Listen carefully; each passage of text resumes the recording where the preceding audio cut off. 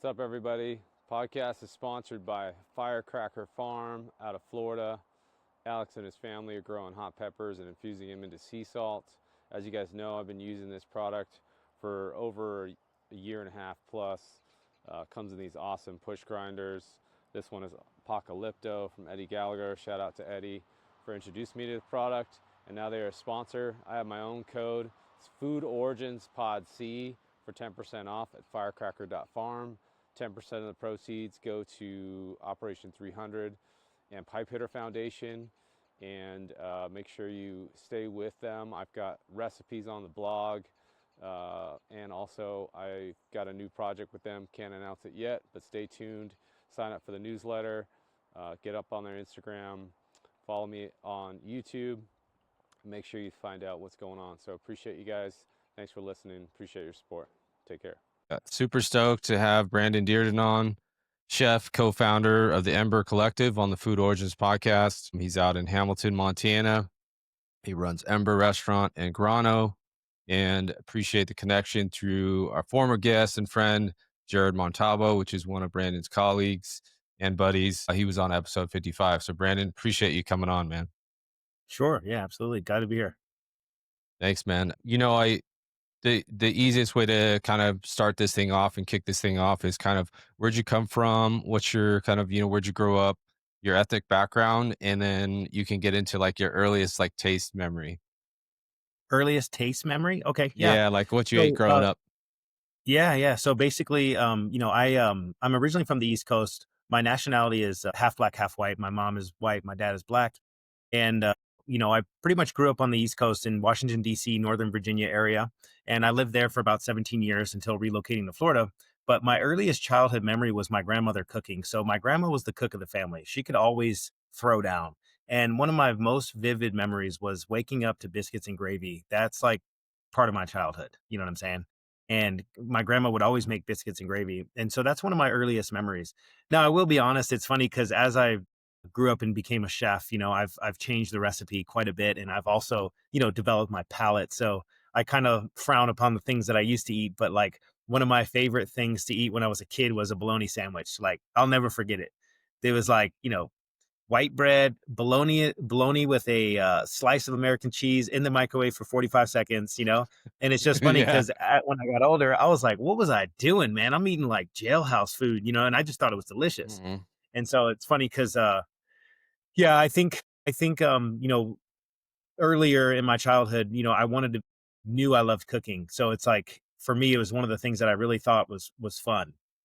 And it wasn't until I was older that I fell in love with it, Yeah. Was it something that you realized early on? Because like I realized I was like naturally doing it in the kitchen with my mom. I was naturally helping her. Didn't even think Yeah, about it actually, till later. yeah, Was there that's a great something that question. kind of clicked?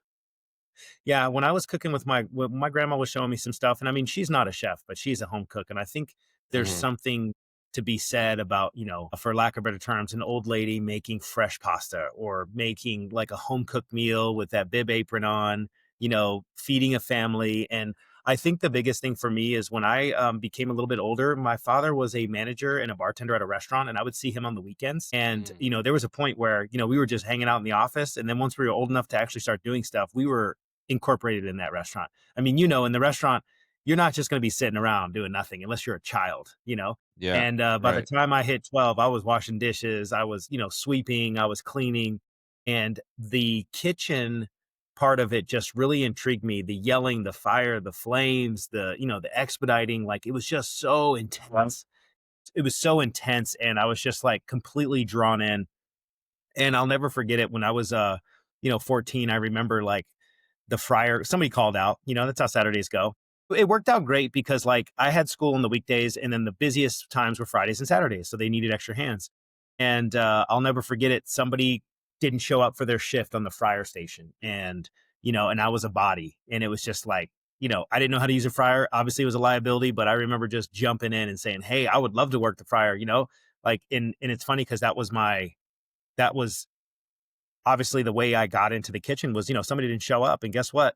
I had no idea what I was doing, but I mean, I was so happy just to clean the fryer. Like I felt part of the team. Like, I mean, that was back in the day when we used to filter it, like 2 or 3 times, through that freaking It was crazy how, like, way back in the day, such a liability, but it was, I remember cleaning the fryer and like being like feeling so awesome. And obviously now it's like cleaning the fryer is like the low end, work.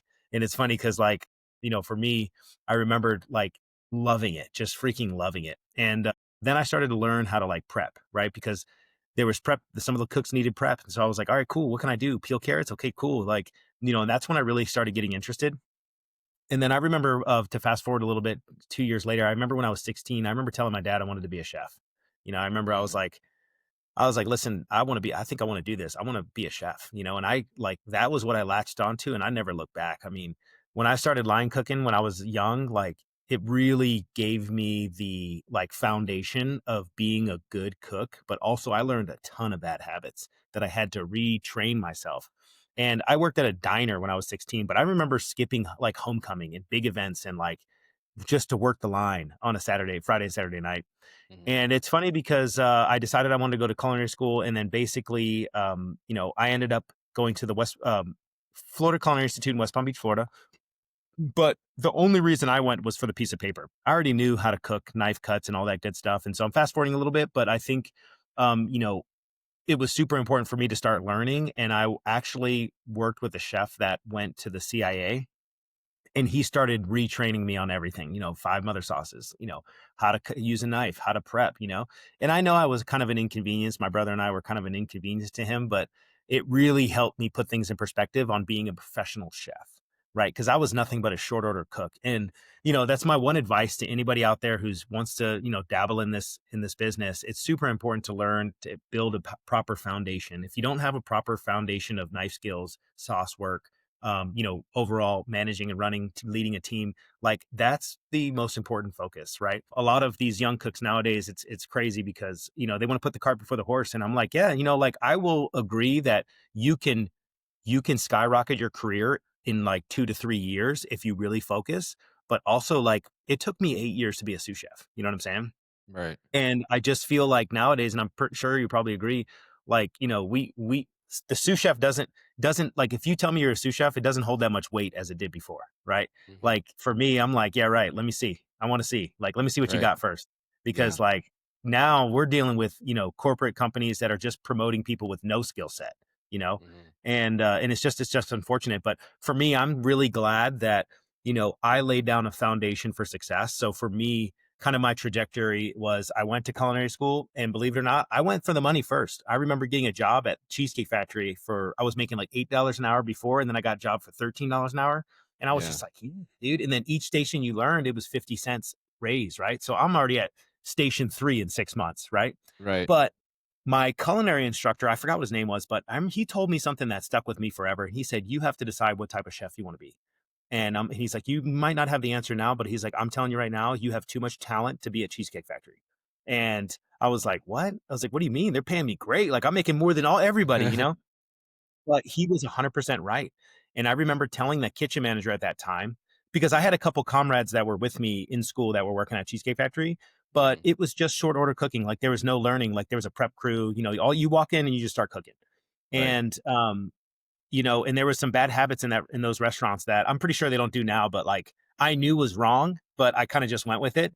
Like Yeah. instead of throwing the portioning bag in the trash, like they would throw it on the floor, and then every 30 minutes somebody would come through with a squeegee and just squeegee all the trash to the end of the line. Like what Right. kind of bullshit is that? Like Yeah. crazy. So Just anyway, clean it so up later. Yeah. yeah, that was just crazy to me. So anyway, so he's like, I want you to go to the Breakers Resort, and I can get you I can get you an internship there. Why don't you just try? And I was like, no, I'd rather apply for a job. I want to be held accountable. I don't want an internship, because back in the day, for me, internship it wasn't a requirement, but I just heard that internships, they make you pick herbs and you do minuscule stuff. No, I was like, I want to actually get a job, and I'll take a lower pay. And basically, what I did was I worked at the Breakers Resort for about 6 years. Worked my way up, worked all of the outlets. I learned a ton about professionalism. The Breakers Resort, it was a 5-star, 5 diamond hotel at that time, Where and was this at? it's in Palm Beach, West Palm Beach, and Mhm, it really showed. I learned so much within such a short period of time. It was really excellent. I worked at the seafood bar. I worked at banquets. I worked, at the Ocean Grill when it opened up. So I had experience opening a restaurant. Then they put me in the fine dining restaurant, which was the Scalier at the time. And it was a 5-star, 5 diamond thing. And that's what kind of clicked my mind to wanting to be a fine dining chef, right? It was just so cool. I didn't know who Thomas Keller was. I didn't know any of that. And I remember getting the French Laundry cookbook, and it changed my life, man. It really did. It just like really put things in perspective. And so at that time, I knew I just needed more. I needed to see more, and there was no more upward trajectory for me at the Breaks Resort. So I actually went right down the street to Cafe Balud on Palm Beach, Daniel Balud's Mm-hmm. restaurant, and I learned more there in 6 months than I did at the whole time at the Breakers, right? Because it was just way more intense. And I mean, at that time, people were yelling and screaming, and I don't agree with that so much now, but like, I learned so much in that restaurant, and it really gave me like oomph to want to go for those Michelin star experiences, right? And so I ended up with my girlfriend. We ended up going to like every single Michelin star restaurant in DC and New York, and a little bit in Chicago. I set up a bunch of stages, and it was really fun, man. And I knew, like, at that time I graduated school, and for me, I wanted to work in a Michelin. I wanted to decorate my resume with Michelin stars. That's what I wanted to do. That's what I did for the next 5 to 7 years. I ended up landing at Alinea after. So I went to Vegas. I worked at Robuchon for a quick stage. I thought I got the job. I didn't end up getting the job. I landed at Oriel in Las Vegas, which is a Michelin star. But Vincent Poisel, he is one of the best chefs. Like, he's a great chef and one of my great mentors. And from there, I actually ended up going to Chicago to work at Alinea. From Alinea, I went back to Las Vegas. Then I was working with the Wolfgang Puck Group. That's how I met Jared. Mm-hmm. And I was working at Spago as the CDC or executive sous, then CDC. And then I went to Los Angeles to work at Hotel Bel Air. And, LA kind of changed my perception on city life. Like, I love Los Angeles. It was excellent to work there. Working at Hotel Bel Air was kind of like a step up, in my opinion, because not only did I get to meet a ton of celebrities, ton of celebrity chefs, like got the opportunity to, create my own menu items, do a lot of things, push that food and beverage program forward. But also I got put right into Wolfgang's backyard, right? So, I mean, he lives in Bel Air. We were like his commissary, but I really got to get a really good connection with Wolfgang. And I think that kind of changed my whole chef appearance. Like, I was one of those chefs that like stayed behind the line. I grinded it out. I was a chef, and he's the one who kind of like, no, you have way more personality than anybody in this freaking restaurant. He's like, I don't care Yeah. about the front of the house manager. I want you out in the dining room. Like, I want you to visit these tables. And I was so resistant. Like, he's like, you're way more handsome than Hugo. I'll never forget when he said that, Hugo at the time. And he's like, I want you in the dining room. I want you to touch these tables. And it really opened my eyes to hospitality. And I think that's Yeah. one of the super important things in a restaurant. Okay, let me go back, and I'm not going to go on a tangent here, but like 20 years ago, being a chef was not cool. It was like, it was work for the poor. It was work for like blue collar to the bottom, you know what I mean? Bottom of the barrel. And I remember being frowned upon when I said I wanted to be a chef, and it was like, well, if you want to be a chef, you got to go to the best culinary school, and you got to go this, and you got to do that. And it's going to be hard, and you don't get paid a lot, but it's just like, man, I don't care what anybody says. Like, now the roles are reversed with social media, chefs owning their own restaurants, chefs being on social media, chefs actually, being the forefront of the reason why people come to the restaurant. And it's completely flipped. Everybody wants to be a chef now, right? Everybody wants to be in the restaurant industry. Everybody wants to be on TV, right? And Yeah. I think it's amazing. And I think, I'm in a perfect time where, the culmination of social media and owning restaurants has come together. Because I'll be honest, if it was not for my social media following and putting effort, time into the Ember pages and the Grano pages, like, we would not have the butts and seats that we have. It's clear as day. People that come in the restaurant, I follow you on Instagram. I follow you on Instagram. I follow you on Mm-hmm. Instagram. It's the one marketing tool that I think is so undervalued. And, if you're a chef out there and you're not creating content, you're losing. And, I'll be honest. I know sometimes you can't fit in the P&L, but, make it fucking happen. Like, I'm like, right now, I think what's really important with me, and I'm so addicted, but I am, and everybody should do this. If you're a chef in a kitchen, please spend the $300 to get some meta glasses. And this is your prep documentation. Like, there's one thing that irritates me in the restaurant, and that's like, oh, well, chef said to do it this way, or the sous chef said to do it this way. And now with the meta glasses, you can film for 3 minutes, in cycles. But like, I prep everything. Like, when I'm making something, I record, It's me doing it. Everybody knows the standard. We move the fuck on. Like, Hmm. and it's like, I'm not going back. This is what I'm doing. Like, Yeah. everything, every single dish, every single build, every single recipe, every single thing is through my eyes, and it's documented, and everybody watches these videos. I think it's great for training, but also the reason why I say this is because with one click you can create content, and it's becoming easier and easier. And I just think it's such a huge part of it's such a huge part of running a restaurant nowadays, that if you're not on social media, you're wasting time. And I would actually argue that if you're a chef out there that wants to wants to open a restaurant, you better start a YouTube channel first. Start a Instagram page first, right? Like, start that, document it, and then post on Instagram before you open that restaurant. Because let me tell you something, man, and it's just so important that you know opening in a restaurant is like, when you have a brick and mortar restaurant, there's so much that goes with it, right? Posting on social media, like, if you are able to get brand deals and you're able to sell merch, or if you're able to sell anything online, your profit is like way more than it would ever be in the restaurant, digital assets. And so Yeah. I just think it's a huge piece to the puzzle. And obviously, not to cut back a little bit, but I'm working and living in California at Hotel Bel Air in Los Angeles, and obviously, with Chef Hugo there, he was the executive chef, and at that time, I had outgrown my position. Right, I was the chef de cuisine, I was second in command, and I'm like, Chef, listen, it's either you leave or I leave. Like, I'm not, this, like, I've been here 3 years, like, it's go time. There was no other where for me to go in the company, and I wasn't going to go back to Vegas for a shitty salary, so so I said, okay, I'm going to make a move, but I want to focus on conceptualizing a restaurant with somebody else's money. You know what I mean? Like, that's kind of like my goal. Like, I want to run restaurants for somebody else so I can understand the business part of it. So I ended up getting a job with the Saison Group to help open their 2 new angler concepts, which was probably my favorite to date. 2018, they were going to open up Angler in San Francisco, Angler in Los Angeles. So I was part of the hiring, the starting team.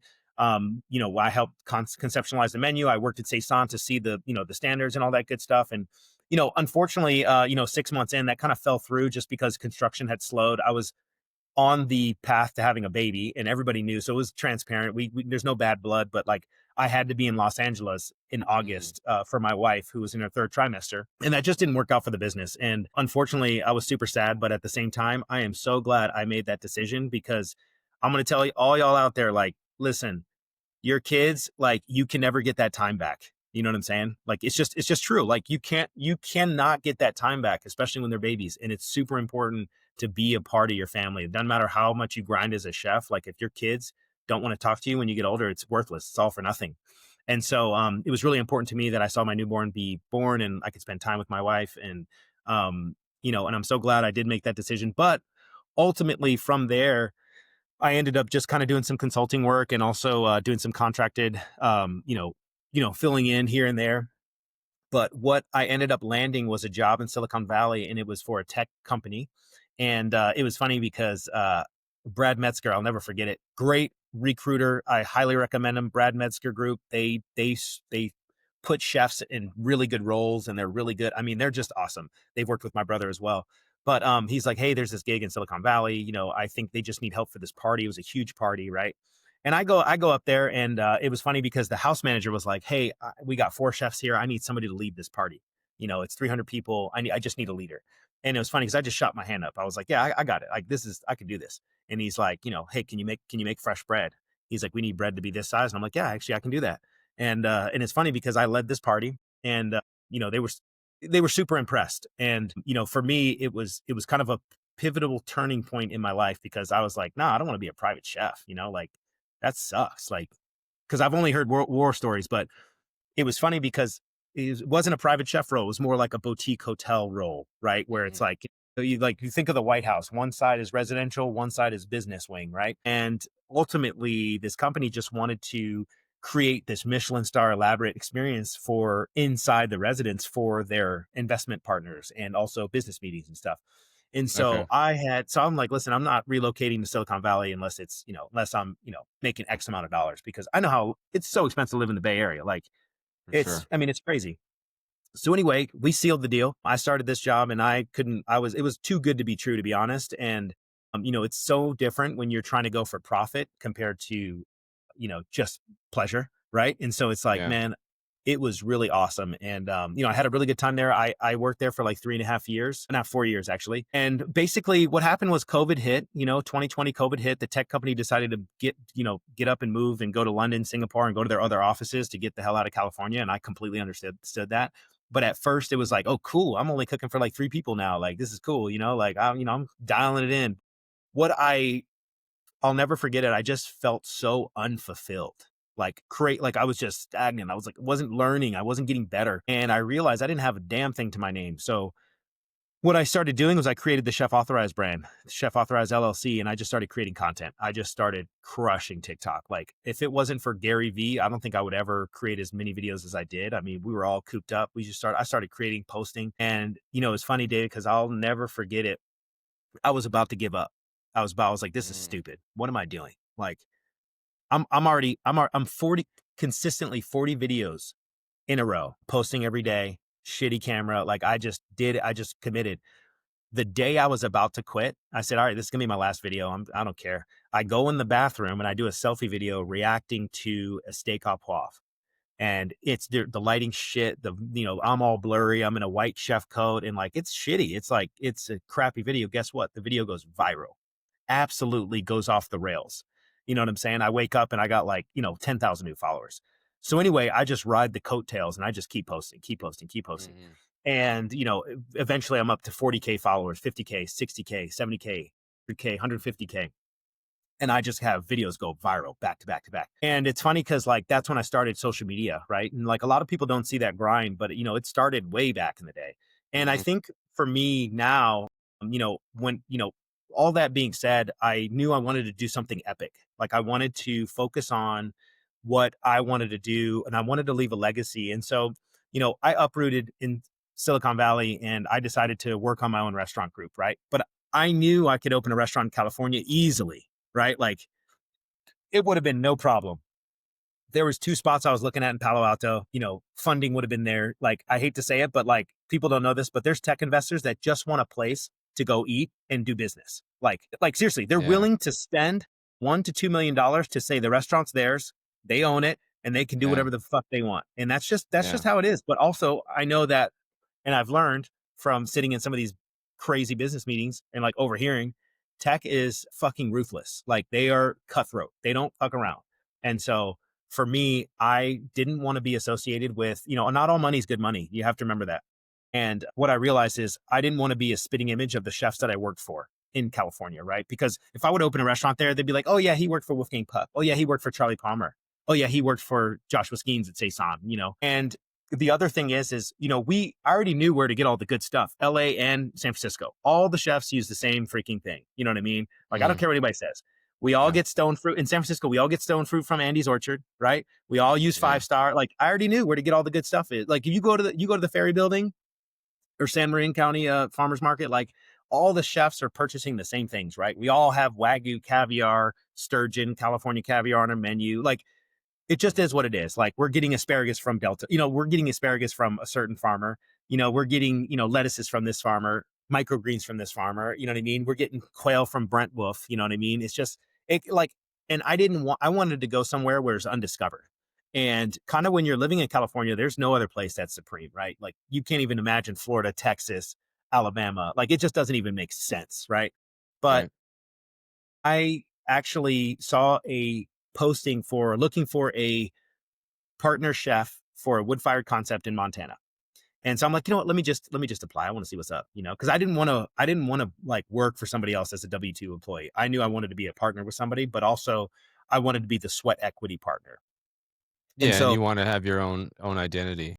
yeah, and knowing exactly what I wanted was super important, and it's the key to success now. I think, it's super important, and I'm just going to kind of go. So back in 2022, I moved to Montana. We start a restaurant group, right? And partners were great. We all saw on the same page. Like, we're everything was hunky dory, and this is where it gets fun. We had all these big visions, dreams, and goals, and like, I will be honest, we failed multiple times. Like, and let me tell you, Montana, this little city, demographic, it's so important. And like, I hate to say this, but the comp set I did for the original restaurant was so on point, and I should have stuck with that instead of having this super dream of launching 5 businesses in 1 year. Because guess what? Now we're down to 2. Okay. We came out with this, came out strong, and like, and I'll be honest, David, I can run like multi-million dollar restaurants, multi-million dollar operations. Hotel Bel Air, good example. We were doing, 14, 15 mil in revenue. Well, that doesn't translate to a small town, small rural town, right? Like, Right. it has to be way scrappier. And so I've learned a lot. And I think the biggest thing for me is, I wanted to come to a place, and I know this is going to sound kind of egotistical, but I'm going to say it because it's super important. I wanted to do what Thomas Keller did to Napa Valley. You know what I'm saying? And that's what I want to do Mhm. here in the Bitterroot Valley. And that still holds true. But guess what? It ain't going to happen in a year. This is a 10-year, 15-year plan, right? Yeah. And now that I'm rooted here in the Bitterroot Valley, we have 2 beautiful restaurants, Ember and Grano. My wife and I co-own them, 100% now, and we're super proud of what we've created, but also we've taken a step back. Like, before, it was, 2 fast casual concepts that were attached to gas stations. It was a butcher shop that we were trying to launch. It was just so many things. And I hate to say this, but, you know, what's really important is focusing on one thing, getting it good, getting it sustainable, and then the next thing. But if your first thing isn't sustainable, it freaking takes down everything else. Right. And I will say this: don't start another business to save the previous business. Right. So Yeah. we're here now. Awesome. And and we'll get into all the different things you're doing now, but like I wanted to take you back a little bit. Jared wanted me to ask you best memory working with Chef Eric Klein. Oh, Eric Klein is the best, man. We bumped heads our first 6 months. I mean, you got to remember, I came hot out of Alinea. Like, dude, I came out freaking blazing. Like, I crushed my tasting, even though they said it was too salty. I disagreed, right? Because I was an ego chef. Like, Yeah. I knew what I put Yeah. on the plate was fucking seasoned to perfection. One more flake of salt and it was done. But it was Yeah. funny because I'll never forget it. David Robbins was like, "Hey, the puree was a little too salty." I was like, "No, chef, no, it's not," because I knew that that puree had 2% salt in it, right? Because I Yeah. weighed it and I Right. used the perfect amount of hydrocolloids. And I'm like, no, this is what we serve at, Alinea. You just don't know because you haven't been to Chicago, whatever. But it was funny because Chef Eric and I, we're best friends now. Like, that's my homie. Like, I love him. He's a great mentoring chef.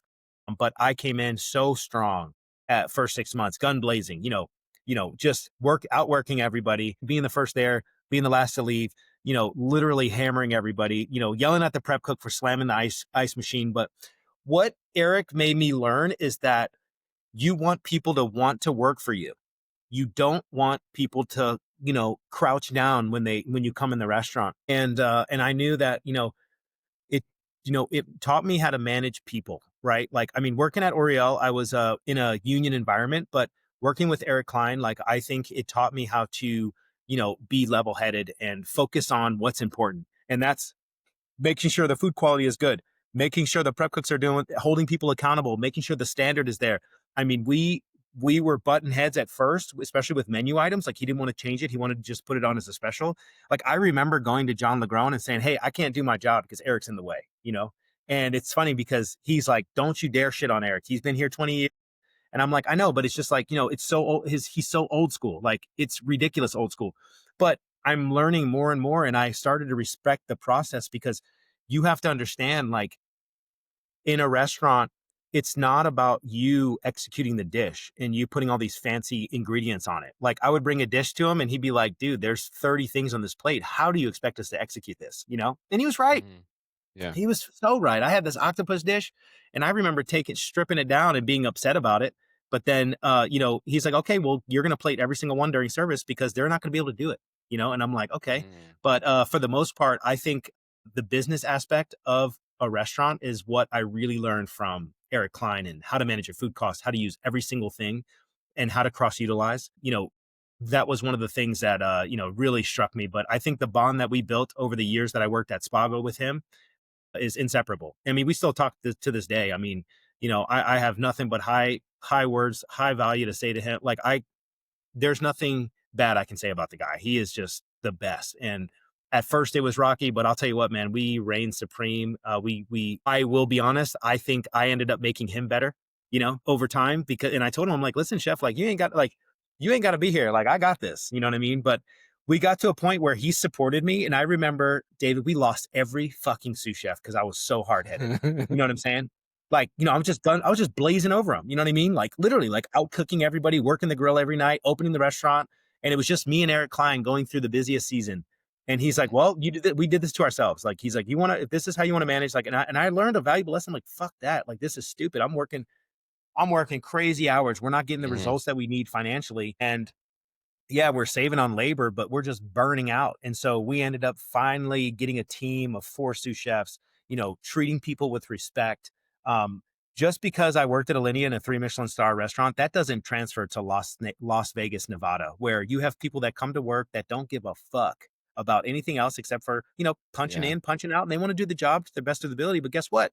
They're picking up their kids at 2:30, bro. They're not staying late because somebody called out.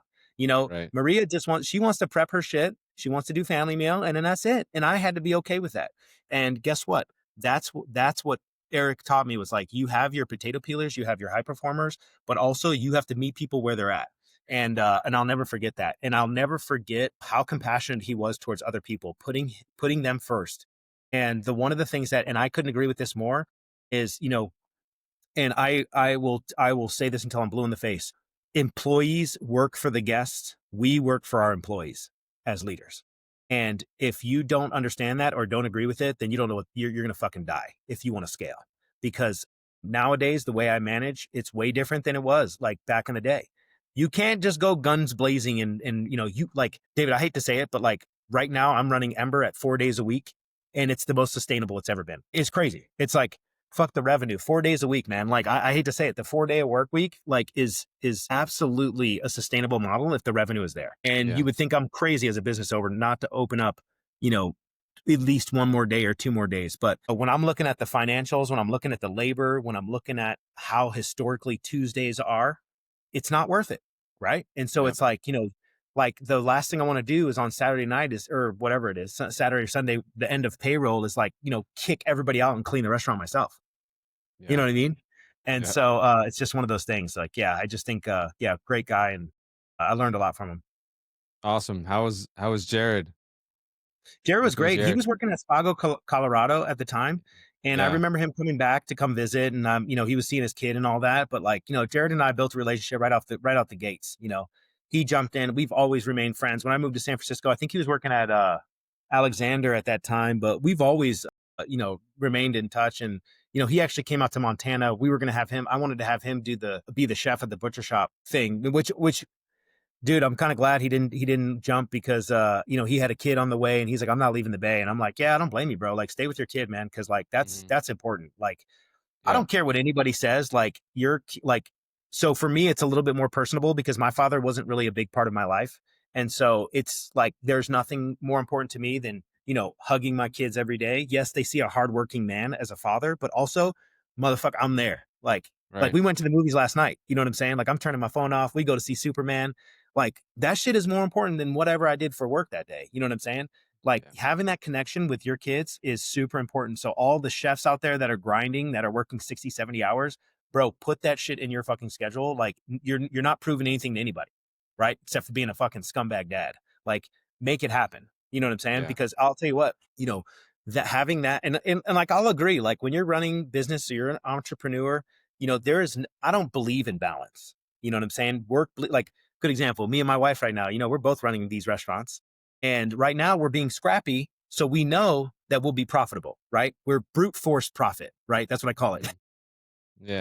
It's not like that forever, but in order for us to make the numbers work, we have to see what the model is, right? We have to focus. The restaurants have only been open for a year, right? And I hate to say it, but we're in a small town, right? And so it's like, okay, like, this is what we need to focus on. But like, our work life bleeds over into work, into home. But like, my wife and I will always have a cup of coffee in the morning. We'll talk about it. And when we're not talking about work, we're talking about something else. But like, I think balance is one of those things where like, oh yeah, you need to have balance, man. Fuck balance, bro. Like, it is what it is. Like, if you're really successful at work, your home life is shit. If you're really successful at home, your work life is shit because you're not putting forth Hmm. the effort. What I recommend is be present with whatever you're doing. Right. Yeah. So like good example, like this podcast, like, yeah, I blocked out this hour. This is what I'm focused on. This is it. There's nothing else. Hmm. Like, Yeah. yesterday I had kitchen equipment landing in Grano in our Italian restaurant. And it's like, no, this time is marked out from 10 to 6. And then from 6 on, I'm with the kids. You know what I'm saying? And like, Hmm. I'm focused with the kids. I'm not answering emails. I'm not text messaging. I'm not doing any of that shit. You know what I'm saying? Because it's super important. And yeah, that's my TED talk about work-life balance. Yeah, I mean, I flex that too. Like, if you got to reschedule your schedule. Also, like I've, some guests that it's taken years to have on. I've only been doing this for 2 years, and I've wanted you on since I started following you, and understand when your video pops up, your charisma shows up, and like everyone's like, oh, what's he making today? Like what cool dish is he going to show us how to do? And it's fun, it's fun and exciting, and it makes cooking, interesting, and then people want to know where you're at, and that's how we end up Yeah. following you and finding everything. So yeah, it's like you enjoy what you do no matter what time of day it is, and when it has to be done, you just get it done, Yeah, exactly. which is super Yeah. And cool. it's like now, now I'm actually pushing for sustainability. I think that's what's super important for me. Hmm. Not just like running a restaurant, the food is the easy part, right? But I think how can we create the next level of chefs? How Hmm. can we focus on building the next layer? Because I'll tell you right now, David, I am super sad with kind of what's coming up nowadays, right? And it's not their fault. Like it's just a product of low labor. It's a product of, running business, right? And it's like, I hate to say this, but I'm getting cooks and chefs that have zero foundation. Like, Hmm. and I'll say it right now. Like, if you come to me and you said, yeah, I've been a sous chef for 5 years, I don't give a fuck. Like, that doesn't mean shit to me because I don't know if you know how to lead a team, write a schedule, place an Right. order. You probably don't even know what Cisco and US Foods are, but if you're a sous chef, that actually means something.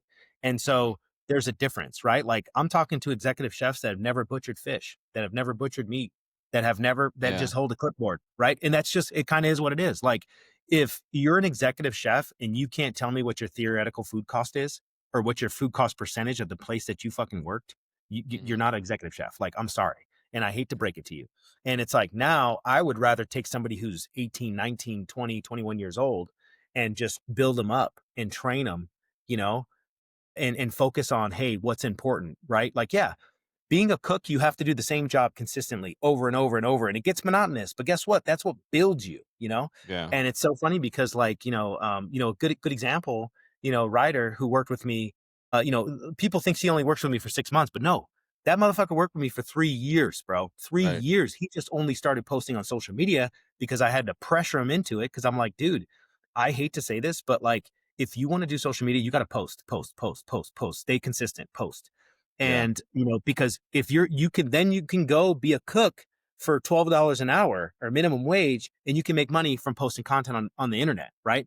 And you can Right. have another path of revenue. And that's what I recommend to all cooks. Post your shit. Post it. Post it, man. Yeah. Like, just do it and be religious. Like nowadays, I'm a little bit more strategic with what I post. Yes, I will be honest. And like, I don't post as much. But when we first started the Ember page, I'm not going to lie, dude, we posted every fucking day, high quality videos. Yeah. And we used Chef Authorized to leverage the Ember page. Once it got to 10 grand, it had its legs. Ember had Hmm. its legs, and then it surpassed Chef Authorized, which is what you're supposed to do, right? Yeah. And so like it's super important. If you're a cook, if you're a young chef out there, like post your shit. Don't worry about what they say in the comments. Post your stuff because there are brands that want to work with you. They'll pay you $400 or $500 for a 30-second video, 1,000, 2,000, 3,000, for a fucking TikTok video. And that's super important because guess what? If you have that other stream of revenue and you can cover some of your living expenses, then that allows you to go work at places like Alinea or work at places like 11 Madison Park, right? And be able to pay the rent. Cause like that's where you're truly going to learn some stuff, like working at, PF Chang's, like, I'm sorry. Like if I see that on the resume, I have no interest, zero interest. I'm sorry. Like it just doesn't, it's not worth it. And Yeah. now even at Ember, like I'm hiring thoroughbreds, bro. Like I want like I will pay you whatever you want, but you better fucking perform. Like it's Right. the bottom line. And it's just like I'm so sick of seeing people that, get promoted from prep cook to executive chef. And then they meet me and I have to be honest with them, you know, and it's just like, I feel terrible. Like, man, just to give you an example, there is this person, and I'm not going to put them on blast, but, you know, they oversee some retirement homes and, a good amount, and they make a shit ton of money and can't make mashed potatoes. Mhm. Like, I swear to you, and this is not a lie. And like, I feel horrible, but I'm like, hey, can you make mashed potatoes? Yes, I can. Okay, perfect. Here, make them. Great. Guess what? Uh-uh. They're terrible. Didn't 17 mistakes, right? Mhm. Like, peeled the potatoes, left them whole, right? So what happens? The center's raw, outside's overcooked, right? They're boiling, so the starch is releasing too early. Then you go to try to rice them, half are raw, half are not, right? And it's like, there's certain techniques to making mashed potatoes. Good example, one of the cook that I hired at a cook that I hired with talent. I said, hey, can you make mashed potatoes? He said, yes, chef. It was one of the first things I learned. I learned under this French chef, blah blah blah. Great. Guess what? He made me the best fucking mashed potatoes I have tasted in 3 years. You know what I'm saying? Because he has Yeah. that foundation. Right. He said, this is the first thing he said. And I was like, this is when I knew he could make mashed potatoes. Where's the ricer? And I'm like, Yeah. okay, all right, let's go. And then, Yeah. and he did them right. For anybody that what I'm talking about is don't leave your mashed potatoes whole. It's stupid. You cut them into uniform pieces, a little bit bigger than bite size is fine. Okay. Simmer the water. Do not let it boil, because if you boil it, the potatoes bounce against each other. They will get waterlogged, and then your potatoes become watery and grainy. And then, once they're done, like literally 30 seconds after there's no resistance, that's when you strain them, you let them steam out, and then you heat up your cream and your butter. Then you make your mashed potatoes. Okay. When you put them through the ricer, but there's a technique to making mashed potatoes. And unfortunately, there's a lot of chefs out there nowadays. Like I tell people all the time, if you want to call yourself a chef, better be ready to back it up. And I hate to sound like that, but it's just so true. I'm teaching people like how to make a vinaigrette, how to balance flavor. I think it's a super important foundation that you need to learn. But I will also say that, now that low labor model is taking precedence across the restaurant industry, where you're ordering desserts ready to go. You're ordering fish already butchered, or steaks already pre-portioned, things along that line. So I understand why people aren't getting this foundation. And it's Yeah. actually kind of why, like, I want to do like a 3-day seminar in December or January or something where Yeah. like people can come out and I can just, hey, here's the Chef Authorized Academy. Like, Yeah. seriously, like, Yeah. I just want to break even. I don't even want to profit off of it. I just want to fucking focus on the next generation of chefs and make sure they have a freaking palate. Cause I'll tell you right now, and I'm sure you can agree with this, but AI and robots are not going to give that personal chef touch to No, food. they Not going to can't. happen. We Yeah. can streamline and automate everything else, but you know, fixing the broken risotto in the middle of service with a touch of water, like that takes finesse. You know what I'm Mhm. saying? Like, You gotta put cooking love that in there steak. too. That's it. Like, it's like people say, what's your favorite ingredient to cook with? And I say love, man, like passion, because, the recipe, just like Thomas Keller said, and I'll never forget this, it's like the recipe is just the guideline. You as the cook put the soul in the recipe. Mhm. Things change. Asparagus tastes different. Potatoes might be from cold storage, right? Good example. We have a beet dish on the menu, and I'm explaining to the cook how to make this. And I said, hey, the beets are fresh right now in Montana, right? This beet won't taste the same when it goes into cold storage and sits there for 2 months. That doesn't mean we're not going to use it. I'm just telling you, as a cook, it needs more soy sauce. It needs more acid. It needs X. It needs this, and it's like they're going to be a little dehydrated. So we don't want to roast them. If you like roasted commercial beets never made sense to me. You know what I'm saying? Because they just lose, they just dehydrate even more. Mm. Yeah. You know what I'm saying? And I'm having this full blown conversation, and I'm like, I want you to understand what I'm saying right now. We're gonna cook these beets in their own juice, and I add a little soy sauce to the broth because you want that earthy umami, and it really helps accentuate that flavor. Next, I use rosemary. I use garlic. We're gonna braise these beets until they're super tender. You want to overcook them, like that's how you can. You're never gonna overcook them. But I'll tell you what, I can't tell you how many times I pulled beets, or a cook has pulled beets out of the oven, and they're not fucking cooked. You know what I'm saying? Mhm. Like, Yeah. it just is what it is. Like, it always happens. And so, there's no time and temperature for a braised beet, right? Because it depends on the size. It Yeah. depends on the density. Like, there's so many factors that you as the cook need to realize. And so, like, that's just thing. And I can go on for days on like how I teach, you know what I'm saying? And like, like good example, like what I cook for people here is not what I cook for people in San Francisco. You know what I'm saying? Or in California. Like Right. we're the different demographic, brother. Like, at Grano, I tell people, I told myself like we came out super chef driven. I told myself I would never put a fettuccine Alfredo on the menu. Never. You know what I'm saying? Yeah. And and let me tell you something. I was fucking wrong. Because at the end of the day, it's a business. You us as chefs, we're here to nurture other people, right? I somebody a kid asked for a fettuccine alfredo and they're like, well, we don't have that. And I'm like, I could just make it real quick, because I know what it's like to go to a restaurant with children and they just want one thing or they want. So anyway, I made it. And it was funny because somebody was like, well, why don't you just have this on the menu if you can make it? And I'm like, she's like, it would be your most popular item. And I'm like, yeah, you're probably right. And then so anyway, so we make it right. But let me tell you something. It is the number one seller by a long shot. Yeah. You can add chicken, you can add shrimp, and like Right. I don't like I got SkyTab and like I used the POS to track data, and Mhm. I'm not stupid. And let's just put it this way: if we sell, let's say we sell 2,000 pastas in a month, fettuccine Alfredo takes up 75% of that. You know what I'm saying? And so if you've ever ran a restaurant or done a menu matrix, you keep your top performing items, you make them more profitable or sustainable, and then you drop your lowest selling ones. You know which ones are the lowest selling ones? The chefy ones. You know what I'm saying? Mhm. And then you have to realize like you're not cooking for yourself. And it's funny because I'm like, dude, two top sellers, spaghetti and meatball and fettuccine Alfredo. Fettuccine Alfredo. And you highlight what's cool is where you are. So you were talking Yeah. about being in the Bay Area and that you have their local ingredients. Now you're playing with Montana And, ingredients. and Tell us about Montana has those. Yeah. it's like think about it like so where I'm located is more like the Pacific Northwest. Like it really is.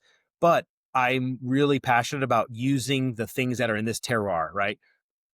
I will be honest, I import fish and all that good stuff, but like for me, I really want to use Montana beef. Like that's a non-negotiable, right? I really want to focus on regional beef as well, right? So if I can't get it, it's coming from Idaho, Washington, or Montana. Hmm. The biggest thing for me, and I try to tell people this all the time, especially with our pizza, you know, the pizza I'm making here is not the pizza I would make in Seattle, Washington, right? Like when we first started, we went through months of trial and error and trying to use Montana wheat and trying to use sourdough. And I think the biggest thing for me is I want a consistent, rock solid product, right? We started with fresh yeast because I'm like, nah, I don't want to use, blah, blah, blah. And I was like, so like, no, no, no, this is how we're going to do it. But guess what? If you're a chef out there and you don't want to prep everything, you have to not make it easy for your crew, but make sure you develop the dish. Don't prep it. You have somebody else prep it. You adjust, right? You have somebody else plate it. You adjust from there. And then you have to focus on the skill level that's available, right? And so I knew my chef could not fuck with sourdough, right? I can make sourdough pizza all day long. And we ended up using fresh yeast. And then I'm like, yeah, that's not going to work because fresh yeast is perishable. And so now we're at instant yeast. I can have pizza dough today, tomorrow, next day. I can walk into Grana right now and make pizza dough and it'll be ready by service. You know what I'm saying? It's Yeah. such a consistent product. We use cold storage to help extend the shelf life. So like we can make pizza dough today that'll be ready in 3 days. We can make pizza dough today that'll be ready tonight. And we have systems in place that make it so we can run a sustainable restaurant model, right? And I just think that's really important. A lot of chefs come out, they open restaurants, they put their ego into it, and they're like, well, I want to do this, I want to do that. And it's like, listen, you're cooking for other people, you're not cooking for chefs, and I think that's a mistake that we make. You're cooking for somebody who's coming in just to have a date night, right? And they want to get Right. what's comfortable to them.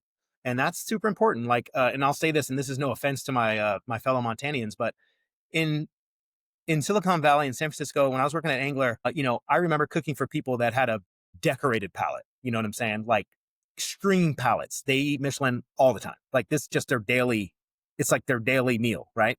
Hmm. Here, we're educating palates, and I'm saying, hey, this is what it's supposed to taste like, right? Like Yeah. lettuces that are still alive. You know what I'm saying? Fish that is brined and it's seasoned to perfection. Like I've had to dial back my salt by 20%, dude. You know what I'm saying? Because people aren't used to things having a lot of salt or, being maximum flavor. Right. And it's just super important, man. Like, it's just, that's kind of like super important to me where, I'm doing what sells on the menu. Yeah, for sure. Mindful of your time, we're getting up there, but I want to make sure we highlight the two restaurants that you are running Tell us what the experience is like at Ember, what, somebody can expect if they go there and Yeah. what you're plating up, and then, of course, we'll talk about Grano as well. Yeah, absolutely. Ember is a rustic, modern, fine dining restaurant in Hamilton, Montana. We really focus. We're beef heavy, right? We're not a steakhouse, but I'll tell you what, we're getting damn close. We're getting I mean, you're going over fire, right? So Yo, big dog. We are getting close, brother. Yeah, it's everything is cooked. Everything's cooked around the hearth, right? So we focus on solid fuel. We have a custom hearth grill that is custom made by me, but like in Grills by Demand, shout out, they do a really excellent job. We're really focused on hyper seasons. We're really focused on seasonal menus and seasonal items that are specific to this region. So like good example, if you're traveling through, you can come to Ember and 95% of the menu is local, especially right now. And that's something that we're super focused on. We are a special occasion restaurant. We're open 4 days a week, anniversary, birthday, celebration. We also offer a chef's tasting menu, which is really cool.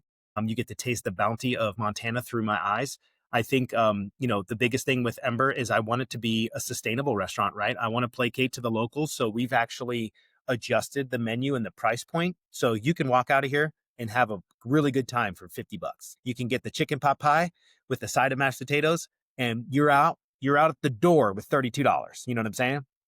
And I yeah. just think that's really important to note because I think a lot of people are, they don't want to come in their flip flops, right? And I think, Ember is that fine dining. We really focus on hospitality, but also we want to be welcoming. Like I want to welcome you into my living room. You know what I mean?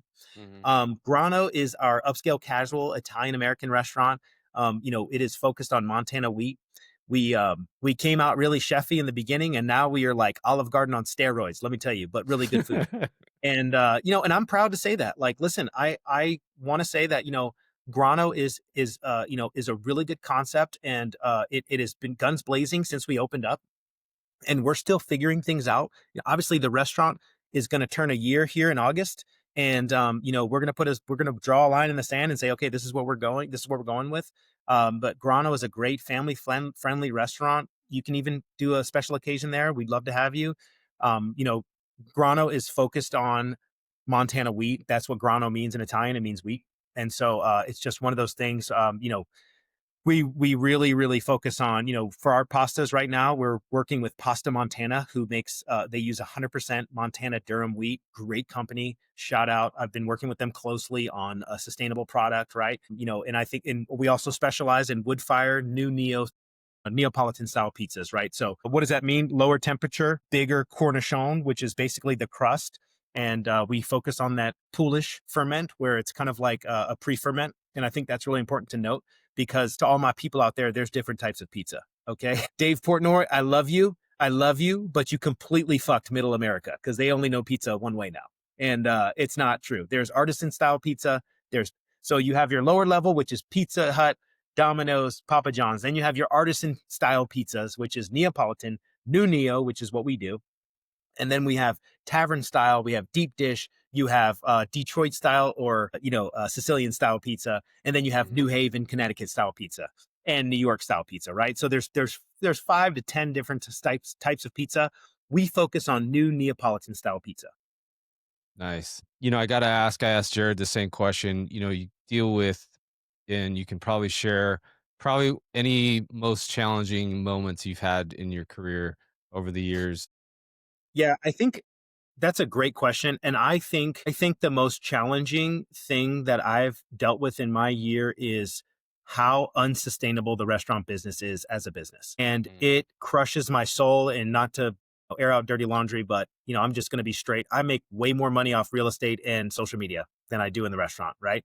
And it just is what it is, right? Like it takes a lot more time and effort. It takes a lot more management. And it's funny because I could cut one brand deal for 5, 10 G's, right?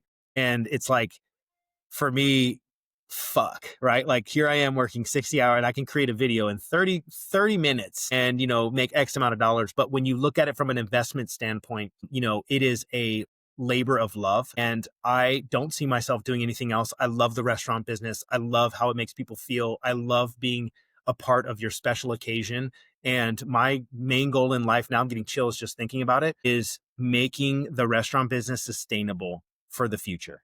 And there's 3 things that I know. One, to all my chefs out there, our menu prices have to meet what's actually happening.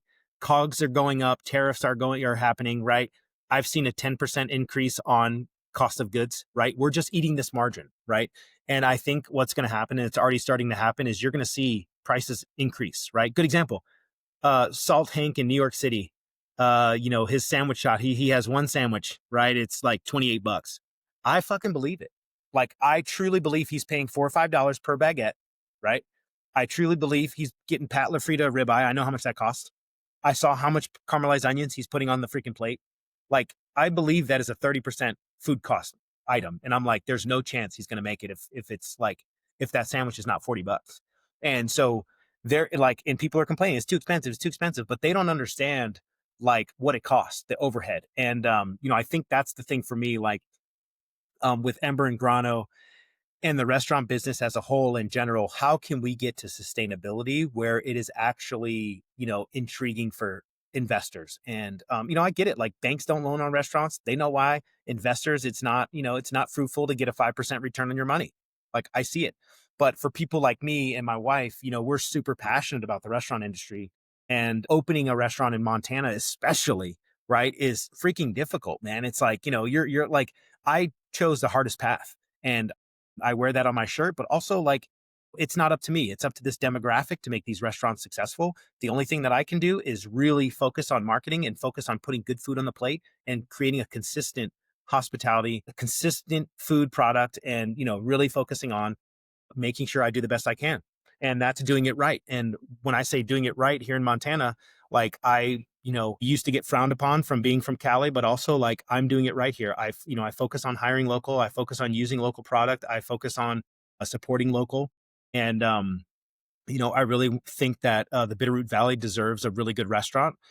I've had a couple opportunities to open restaurants elsewhere, and I've denied them because I want to make sure my track record is like on point, you know, and I want to make sure these are sustainable and they work. And, we move from there.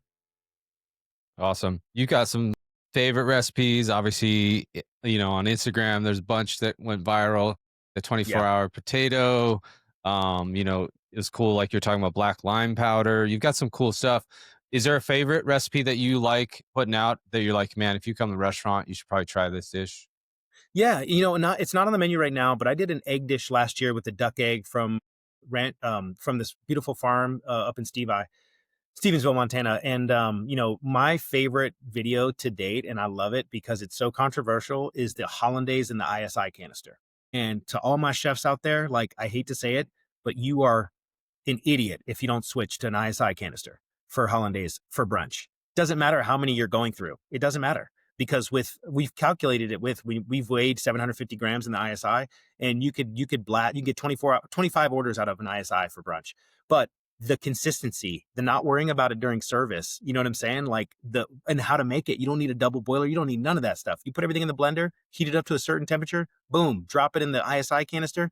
Or, like, what I do is, if I want to make it the day before, I put it in the sous vide bag. Next day, come in, drop it in the water bath, put it in the ISI, then you hold it in the sous vide bath at a certain temperature. The hollandaise never breaks. It never gets a skin. It is an idiot. My 7-year-old kid could do it. You know what I'm saying? Hmm. And I just think it was one of those things where it was drilled into my brain. This is the only way you make hollandaise. This is how it needs to be done. And guess what? I disagree wholeheartedly. And that's why that video is my favorite, because it was so controversial. And if you haven't seen it, you should go check it out. Oh, we'll Everybody who's definitely. listening and watching. Oh yeah, for sure.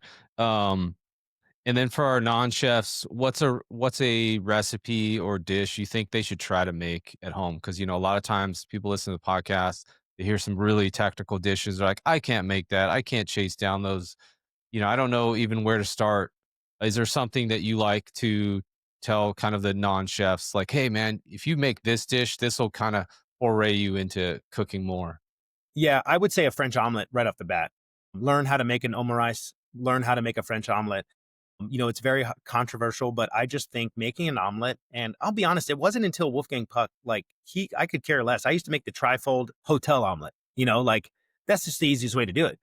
But it wasn't until Wolfgang said, do you know how to make an omelet? And I said, yeah, absolutely. Yes, chef. And he's like, okay, let's make it. We're going to make it. And it was with white truffle season. And then he's like, hey, this is a trifold omelet. I want a French omelet. And, I barely made it, like, by the skin of my teeth. I mean, I went to the storeroom. I got a freaking brand new saute pan, Chef Hugo actually was like, hey, he likes the oval omelet. Like he's like, you do it this way, like Jacques Pepin. And I said, oh, okay, well, I can do that. I've done it before. And then what I did was I just spent 30 days making a French style omelet with the football shape, right? And I think that's Mm. super important. There's a difference. But if when you're doing high volume, the trifold omelet is just fine for the American palate. Like, but for that, I think is super important because that translated to making the Oma rice. And we have a video of Oma rice on the Ember page. But for the beginner, start with an omelet. Start with that French omelet, and then I'm telling you, you learn how to do that, and then it's going to set you up for success in Awesome. anything else you do. Yeah. Yeah. And I gotta ask, I like gear. I love cool stuff. Obviously, there's knives, there's tools. Do you have a favorite in the kitchen that you're like, man, this thing is money? Yeah. Yeah. So that's a great question. So obviously, I've been in the kitchen for quite a while, right? And I remember being a cook and super attached to my knives. I used to sharpen them, I would hone them. And then like there was a time where, shout out to Japanese knife imports where I never used a steel again, right? Like I used my polishing stone, just like he recommends. And I couldn't agree with that more. And I think now it's a little bit different. I don't have my hand on the knife too much. I'm not grinding it out. So knives aren't that important to me, but I will say what I recommend and my favorite is Mizuno just because of the durability, the edge retention, and it's readily available. Like $150, $200 is reasonable, but I will say I can get the same job done with a shitty Victorinox knife, right? And so I just think that right now, my favorite knife is the workhorses that I have, the Yeah. Mizunos. That's funny you just said that. My buddy, shout out to friends that send you knives. He just sent me a Victorinox, like the butcher knife, you know, Yeah, because it's a and that's a workhorse. great thing. It's funny. When I was doing the slaughtering at the butcher shop, and we were doing field slaughter and cutting primals, I was like, dude, these Victorinox suck. But then what I realized is, no, they don't, right? Because Mhm. every 3 minutes, the guy's hitting it on the steel, and I just thought it was so stupid. I brought my Mizuno boning knife, and here I am crunching against bones, scraping bones, getting through cartilage and I realized that the Victorinox knives are made for this butchering because yeah, it's a low grade steel, but guess what? Like you're hitting it on the honing rod just to keep that edge there. But guess what? Like you sharpen it the next day, you wear this knife down until it's done after 6 to 8 months, and then you buy another one for $35.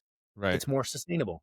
Yeah, And for here I sure. am. Once I saw my knife drop into a cow patty, that was it for me. I was like, all right, shit, man, I'm not bringing my good knives anymore. You know what I mean? And yeah, but I also will say for like breaking down subprimals and whole animals, I'll use the good ones. But for butchering, especially whole animal carcasses, I'm using Victorinox or the Montana Knife Company's knife or the butcher, Mm. the bearded butcher's knives. Those are good, solid knives. Yeah, the amazing blades. There, last couple questions to let you go. Yep. I want to let you get back working. Favorite meal for you that you like to make Favorite for meal for yourself? me, it's a really easy one, man. I love chips and salsa and tacos, right? I love for me, it's a texture thing. So I love tomatillo salsa and I love like pico de gallo and I love salsas in general. I could eat a freaking bag of tortillas. It's just one of my favorite things to eat. And that's kind of like, I know it's kind of a cop out, but when I was in Los Angeles, San Francisco, like I used to always go for tacos, man, street Mm. tacos. Right. And it's one of my favorite things in the world, man. Like I love Mexican food, I love Latin food, and especially being in Los Angeles when I first moved there, I went to every single taco stand you could imagine, right? Like everywhere, truck stand, East Los, it didn't matter. Like I just went for it, and I really fell in love with tacos. And like it's really hard, like when somebody says, "Hey, what's your favorite taco spot?" Well, it's like, fuck, what do you want? Do you want the meats? Do you want good meats? Do you want good salsas? Or do you want homemade tortillas? Right? Like, because Right. I can give you five. And so the only ones that I think that did it really well was Tacos El Venado in North Hollywood. I don't know if they're still around, but they were my favorite. They were the most consistent. They have all three. Like they didn't make handmade tortillas, but they really did good meats and they really did good salsas. And it's because they grilled the meats. They didn't put it on the flat top. They didn't just boil it, and chop it up. Yeah. Awesome, man. I mean, you've offered so many different things as far as advice for chefs, advice for business. Is there anything that leave the floor to you? Anything you want to promote? Any advice you want to give for anybody? Appreciate your time. Thanks, Yeah, Brandon, for being here. yeah, absolutely. I think for me, I think the one thing that I kind of want to touch base with is for all my other chefs out there, I think it's super important and I want to know if anybody would be interested in this, but like, I think it's super important for some of us, like chefs that are actually still in the business, not Gordon Ramsay, not Wolfgang Puck, not Charlie Palmer, not these big chefs that are not in the kitchen anymore. I'm talking about like chefs at our level, chef de cuisine, executive chef, or, that actually have a skill set. Like, I think we should do seminars. Like, I think we should teach basics and foundations. And I kind of want to lay the floor out there. If anybody's interested in that, just DM me. Like, I would love to host it here at Ember, where we have like a workshop, right? Where you come for 3 days. I'm ordering whole fish. I'm ordering a whole lamb. Like, you get your own shit to break down. Like, cause Hmm. really you only need a half an hour to 45 minutes to get acclimated with the skill. You know what I'm saying? You don't Yeah. need like years of experience to learn how to butcher a fish once or twice.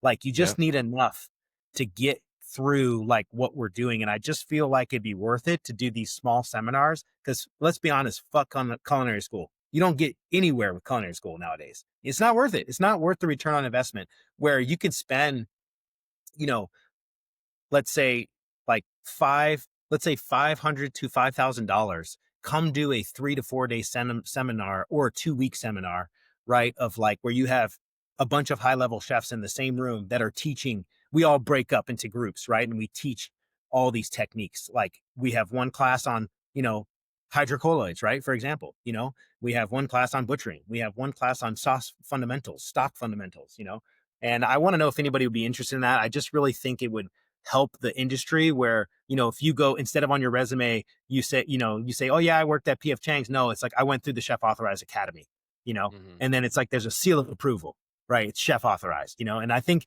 if there's any other chefs that'd be willing to jump in on that, that'd be great. And I think it's super important for the future of the business, the restaurant business.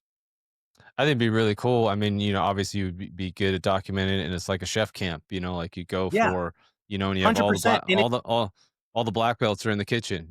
Yeah, it's reasonably priced too. It's not like I just want to break even. I don't even want to, I just want to pay for cogs, and like, you pay for your own airfare and all that good stuff. But like, I think what's more important to me is the bigger picture and doing these and having like a sustainability model. Cause I don't, dude, nobody wants to learn from washed up culinary instructors, man. Like, what they did, this is my problem. And I'm not saying culinary school is bad. Don't get me wrong. I've made some videos on it. They're on YouTube. Culinary school is great for a specific person, right? Let's say, and I just want to be clear, if you're 30, 35 years old and you were a single mom or a single dad, and you want to be a private chef, and so you need to fast track private chefing, you know, you go to culinary school, you can afford it because you're already stable in your career, or you're coming out of a career, or you have a stable income that you can afford that 90 grand, 100 grand. Okay, well, that makes sense for you. I think it also makes sense for somebody who's in the military or who has their school paid for. Like, if it's like, hey, we can pay for everything, great. But I don't think it's fair to that young cook that is naive to what the financial burden is and the return on investment when they actually graduate, right? Because you're a fucking prep cook. Like, you're not going to be a chef. And it's just super important to me, like, where's the middle ground where I know, like, if a chef calls me in New York City and says, hey, they went through your academy, what's their skill set, right? Boom, 3 seconds. Yes, hi, this is what he needs to work on, right? This is what she needs to work on, right? Hey, you went through the Chef Authorized Academy. It's a 3 week boot camp. And they have certain foundational skills, Yeah. putting away orders, how to, like, for all levels, not just cooks, like sous chefs, kitchen managers, whatever, like how to check in fish. You know what I'm Hmm. saying? Yeah. But also, like, I think what's really cool is, like, you'll look at some of the guests I've had on, they all work together, especially during COVID. So I had Howie Boca, who's been in the restaurant industry for 40 years. You have Lars Smith, who does pizza in Los Altos. You have Guillaume Biename, who's running Zola in Palo Alto, Yeah, and Jeff, because you can, and they all work together. And what's cool is they would get together because they didn't know what was going on day to day, when COVID was yeah, happening. And so they're like, oh, well, you have a restaurant, I have a restaurant, I have a pizza place, you have this. What's going on? And they would talk almost daily and then kind of feed off each other, because they'd be like, yeah, well, I know how to do this, so I think that would be cool too, to have some of those guys that are actively running stuff, and you guys all learn off of each other. You all feed off each 100%. other. Because I'm sure you can agree, Dave, is like, what I'm realizing more and more is like, how like the culinary curriculum is like, yeah, there's some foundational stuff there, but like the restaurant business has changed since 2020. Yeah. So whatever is before 2020 in the restaurant business is null. Like Mhm. the food costing then, trash. Like it doesn't transfer to here. And what I think is more important is like if it's a once a year, a 2025 seminar is not going to be the same as 2026, right? There's new techniques, there's new kitchen equipment, there's new. Here's a good example. Here's a great example. You look at how to do a Neapolitan style pizza, right? And the way I did it at Spago, it wasn't Neapolitan, but I worked a wood fired oven is what I'm getting at. Now they make wood ovens with a rotating floor. So you don't need a skilled pizzolo. Do you know what I'm saying? Yeah. That's not in a fucking book. Guess what? We spent the extra $7,000 to get that rotating floor is the best investment ever, bro. Like, because you can put the pizza in one shot and then you don't have to turn it. You don't have to do anything, right? Where if you have a wood oven, you have to turn the pizza 90 degrees, 90 degrees, 90 degrees, right? And it's like, Yeah. dude, that takes some skill, that takes some talent. So it's like, okay, like this is what we have available. Here's what I recommend. Like same thing with like, getting, desserts, right? Restaurants are not hiring pastry chefs anymore. Like it is what it is. It is worked out of the restaurant model now. That is not what's in the textbook. Do you know what I'm saying? Nope. Like the Yeah. fundamental textbook says, oh, you need to have a pastry chef, you need to have a garde manger station. Guess what? My garde manger is making desserts, brother. Like, Yeah. Yeah. you know what I'm saying? They Yeah. don't teach this in culinary school. And I think there's just a business part of the business part of the restaurant business that, hey, I want to use real life data and I want to use real vendor pricing. I want to teach how to negotiate vendor pricing, right? Like it's just there's so many missing pieces where it's like, people want to be on TV now. I want to be I want to be a Food Network chef, and it has no correlation to the restaurant business, dude. Like, and it's different. So I just think that's like it's like one of my true passions that I haven't, obviously I have a lot of ideas, but I just think it's something that I really want to push forward. Like, you know, if you want to just create content on the internet and you don't want to run restaurants, then you do not need to go to culinary school. You don't even all you need to do is grab a camera and start filming your shit. Like you don't need to do anything else except for create the channel. It's free. And I tell people all the time, there's so much information out there. You don't need any formal training. You don't need a chef stamp. Like start creating content, like start cooking. Trust me, the people in the comments will tell you how to do it. They'll tell you Yes. what you're doing wrong. Yes. I know. The hate is Yeah. real for sure. There's Yeah. But I always mean, somebody. yeah, but that's kind of part of it, right? Like it's like, Hmm. for me, it's just like, that would be a good seminar too, how I create content, like what I do, like all this stuff. I want to help the young generation of chefs become fruitful, right? I don't want them to have to work like I did, bro, working 6 days a week for until I was 26, you know, working for free. You know what I'm saying? I didn't realize I was getting taken advantage of. I just worked for free for the knowledge, and I didn't know I wasn't going to be hired. I thought I was trying out for a job. No, I was just an extra set of hands. You know what I mean? And it's like, that's why I tell people that are in culinary school, like, oh, I want to do my externship at Ember. I'm like, no, I will hire you as an employee, but because I want to hold you accountable. You know what I'm saying? I want the longevity. I don't want to sit here and have you pluck herbs. I want to hold you accountable as an employee. I don't want to baby you. You know what I'm saying? And that's what I recommend for anybody that's in culinary school now that requires an externship. I would negotiate against it. And I would say, hey, I want to get a real job, and track that. That's what's important. So anyway, that's my TED talk. Awesome, Brandon. Thank you. You can find everything at Chef Authorized on Instagram at Ember_MT and then at Grano MT as well. So all those got that. And then of course you have websites for all those good stuff and make them ordering. So Brandon, appreciate your time, man. Thank you Thank for you so being much. I here. appreciate it too.